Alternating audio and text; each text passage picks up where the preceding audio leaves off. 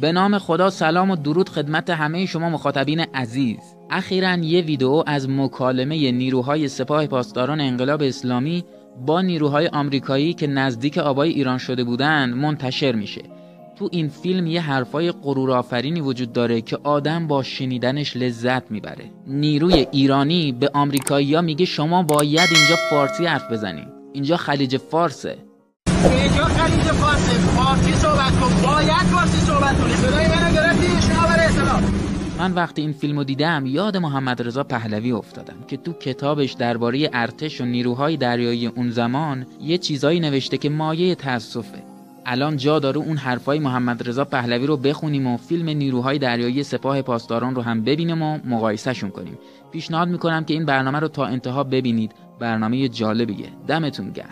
مطلبی که الان میخوام واسهتون بخونم از کتاب خود محمد رضا پهلویه، کتاب پاسخ به تاریخ. عکس صفحه‌ش هم میذارم که خودتون ببینید.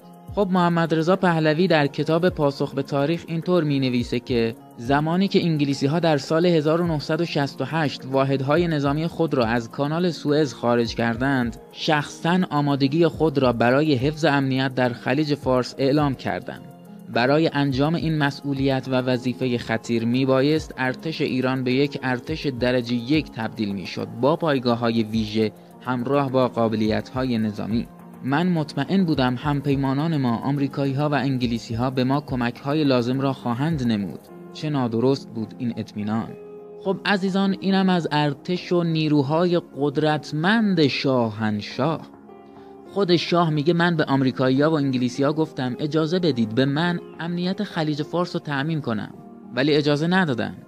التماسشون کردم که به ارتش من کمک کنید، ولی بازم انگار نه انگار.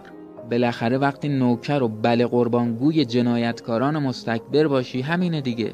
هویجم حسابت نمی‌کنن. اون از التماس و خواری و خفت زمان شاه، اینم از جمهوری اسلامی که نیروهای ما امنیت خلیج فارس رو تأمین می‌کنند، تازه کاری میکنند که طرف آمریکایی فارسی حرف بزنه. اینجا خلیج فارسه، باید فارسی حرف بزنی بچه جون. اینجا خلیج فارسه. فارسی صحبت کن. باید فارسی صحبت کنی. صدای منو گرفتی؟ شناور اصطلاح. خیلی ممنون، شنیدیم. ما روی کانال 16 به شما تماس میگیریم. ما هم صدای شما را داریم. این شناور نیروی دریایی سپاه پاسداران انقلاب اسلامیه که با شما صحبت میکنه. اینجا سینه شناورهای شما و مسیر حرکت شما سمت آبهای جمهوری اسلامی ایرانه. سمت چپ خودتون چرخش کنید و کار خودتون انجام بدید. ما هم داریم کار روتین خودمون رو انجام میدیم. اگر به این مسیر ادامه بدید و به آبهای جمهوری اسلامی ایران نزدیک بشید، ما مجبور بشیم با شما برخورد قاضی انجام بدیم. این کشتی جنگی نیروهای ائتلاف، ما مسیرمون رو در آبهای بین‌المللی تغییر دادیم. ما در آبهای بین‌المللی برای حفظ امنیت و روتینی انجام میدیم. شما بگید که حفظ امنیت در خلیج فارس بگین که من ناراحت میشم. حفظ امنیت در خلیج فارس با جمهوری اسلامی ایران نیازم ندارید. تایید مایه بده. سریعتر این منطقه رو ترک کنید که باعث ایجاد تنش نشه.